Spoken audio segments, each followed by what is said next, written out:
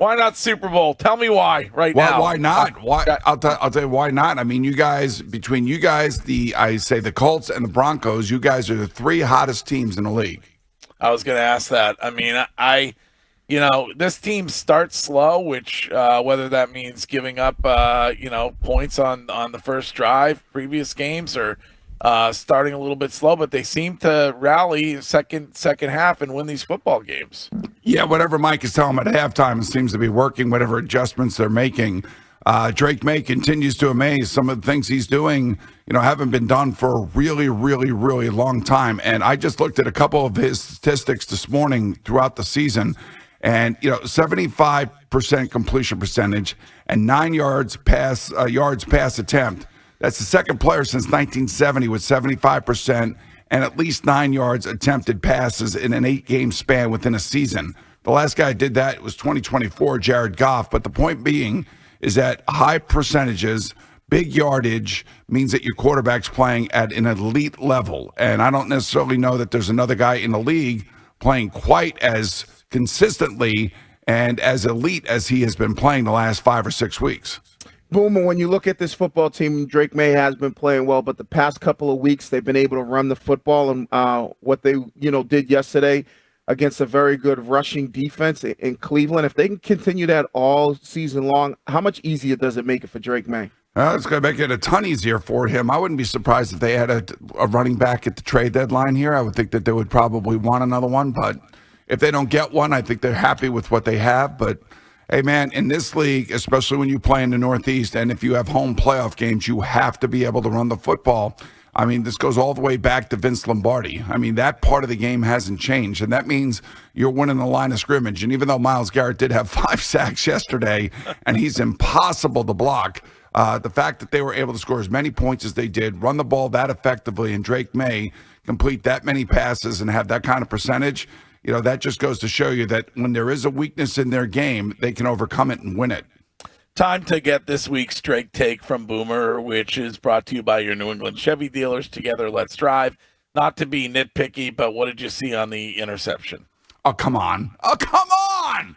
Is that what we're talking about? We're not talking about negative anymore around here. Okay, this is a right. positive radio program. This is all about winning football. I am not breaking down interceptions. All right. I mean, I want to talk about touchdowns. I want to talk about running plays. I want to talk about, a 5-game winning streak. All right. Well, then the Drake Take can be that there were pretty loud MVP chants here at Gillette Stadium yesterday. And rightfully so. Halfway through the season, I just gave you all of these different statistics. He's also the 5th quarterback in NFL history with 200 or more pass yards and 100 or more or higher passer rating in 7 straight games within the season. Patrick Mahomes, Peyton Manning, Tom Brady, and Aaron Rodgers are the only other 4 quarterbacks that have ever done that.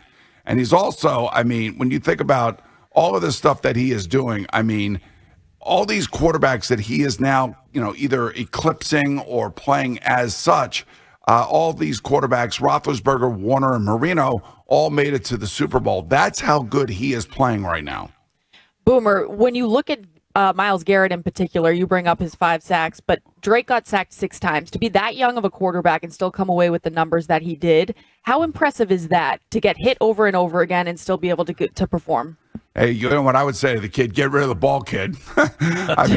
Especially when you're playing a guy like that. To me, it reminds me of playing Bruce Smith, Reggie White, back in the day when I was playing. My friend Frank Reich, who was the coach of Indianapolis Colts for about 6 years there, I asked him who Myles Garrett reminded him of, and he goes, absolutely 100% Bruce Smith, meaning that it's impossible to stop him unless you're chipping him, putting an extra tight end over there. You got to help your tackles.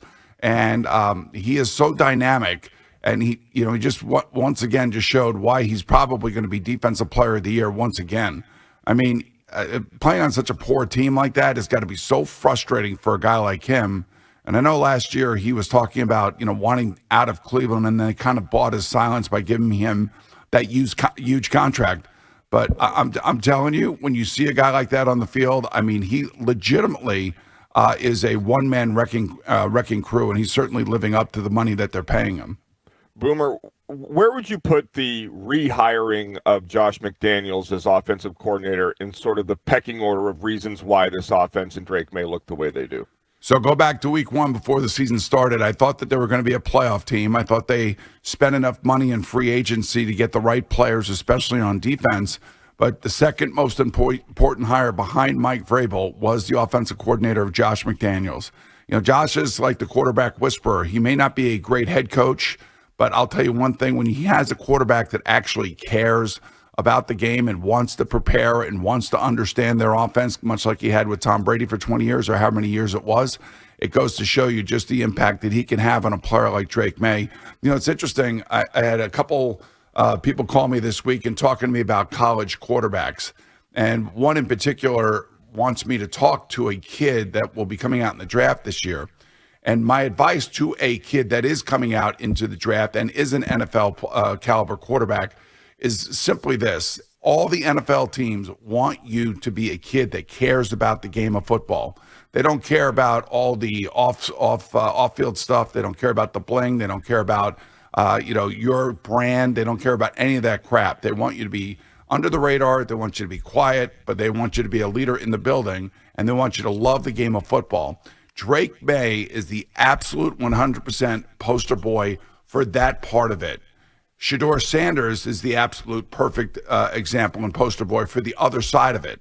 And that's why Shedeur hasn't seen the field yet, and this is why Drake has gotten to the point where he's playing maybe some of the best football of anybody in the NFL right now at his position. Boomer, the area that I think this Patriots is really doing well at is the wide receiver group, and they're doing it by receiver by committee.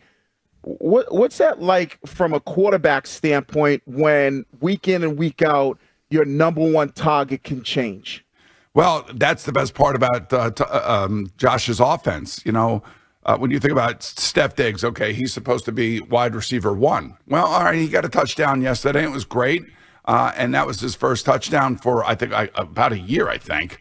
So, and then when you have Kayshon Boutte, you have a intermix of players, and Hunter Henry plays a big part in all of this too, because I think, like any good quarterback, everybody should be available on every play. And I remember when I took over my last year in Cincinnati, I sat down with my wide receiver corps and I said, guys, look, just because the play may be called to you doesn't mean you're getting the ball. Everybody else has to run part of the concept. And when you run part of the concept, the defense is going to lead me to where I want to throw it. So that means that Drake Maye is reading defenses. He's seeing defenses. Josh McDaniels is giving him a plan where he doesn't have to go to, like, say, Steph Diggs every play. He can actually spread it around. So everybody's got a little bit of skin in the game. I would think that it's a very happy wide receiver room. Now, if this were like 5 years ago, Steph Diggs would probably not be totally happy.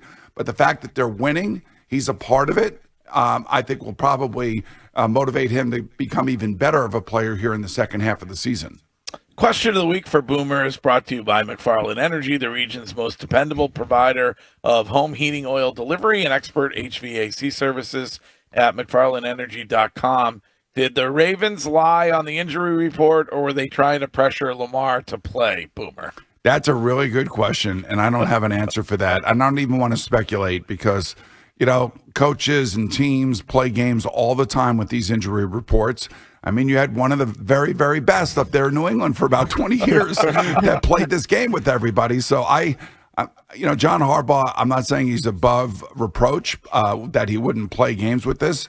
But if Lamar does not play this Thursday night against the Miami Dolphins, I think we could reflect back on this, that they were playing with the Bears. And there probably will be a fine if, in fact, they do find that they were messing around with the injured list. So I wouldn't put it past any coach. But then again, I'm not going to sit here and say that, you know, every coach has got to be perfect and above board. Everybody's looking for an edge in the NFL. Yeah, Boomer, kind of NFL adjacent, you had comments on the Boomer and Gio show on The Fan last week that went viral regarding the potential demise of sports leagues should fans not believe the games are on the level. I'm just curious as to if you think this NBA investigation will go further, and is there any part of you that watches these games differently, knowing about this alleged gambling ring that was going on for the last couple years. It's one of the more disappointing stories that have come out, and the fact that this thing has been under investigation for over 2.5 years really makes me wonder how many people deep is this. And by the way, I did see Tim Donaghy, the disgraced former official of the NBA, say that there's a lot more to this than just poker games and a guy like Terry Rozier throwing games.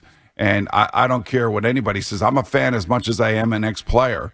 And I want to make sure that whatever I'm doing and watching a game, that it's credible and the integrity is above board. And that's why these commissioners have to protect these leagues' shields. So I just hope that they put the hammer down on this. I hope if there are any other players that are involved in this, that they are made an example of, because we can't have this when it comes to our professional sports leagues. The other thing I would worry about too, guys, is college sports. And you talk about guys getting in compromised situations and positions where they don't have the money to pay back any bets that they may be losing, depending on what they're betting on. And that's when it really starts to turn, and that's when things really start getting ugly. So I think that's the thing that Kash Patel and the FBI and everybody else are still trying to figure out. And I do believe that they will be very aggressive here. Speaking of college, negotiations ongoing, but Brian Kelly's out. Do you want that job? No way. Oh my God. I mean, not surprising though. I mean, you guys surprised by anything that happens in college football these days? No. Well, I'm surprised at how bad BC is, but that's quite a nice problem. And Boomer's. Oh, that's right. Yeah. Boomer, the Jets get a win. Is this the turning point of the season for these guys? Yeah, the turning point. Okay. I was actually at this game yesterday in Cincinnati.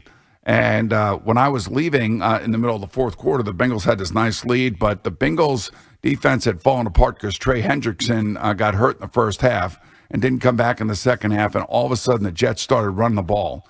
And when they started running the ball and controlling the line of scrimmage, I was like, oh, man, this could be their first win. And I was sitting with the former Bengal great Willie Anderson, and he goes, I think the Jets are going to win. It's like, let's get the hell out of here then. Yeah. We got to go. They make you pay for your own hot dog and beer out there, or how did it go? All right, so here's how it all went. So I know that on social media, Corey Dillon's bitching and complaining about the Bengals. I don't know if you've seen this. No. So he was supposed to be in. He missed his flight for some reason in L.A. I have no idea why.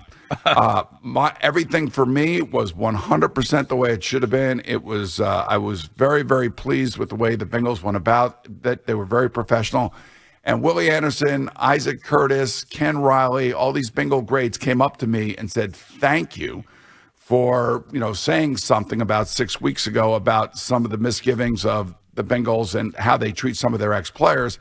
Every single one of them had a great weekend, as did I. What happened with Corey Dillon, I have no idea. and I really feel bad because he torched the Bengals on social media, and I don't necessarily know that was fair. All right, but you didn't have to take a Greyhound back or No. whatever. They took great care of me, man. You would have thought I won 5 Super Bowls for them. That's how well they took care of me. Do you ever mutter to yourself, how am I not on a pregame show anymore and Terry Bradshaw still is? Oh, jeez.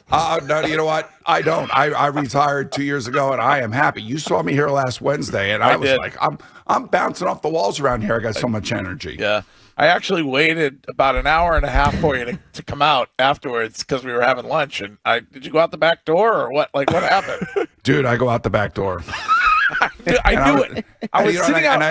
And I had a golf game that day. I'm sorry. I'm sorry. I was sitting out. There's a nice faux fireplace out in the lobby there at WFAN. We don't have a fireplace here at WEI, but sat out there for a good hour and a half. I'm like, oh well, I guess maybe Boomer left. We'll have lunch next year. The Long my Island God! You know commute what? is bad.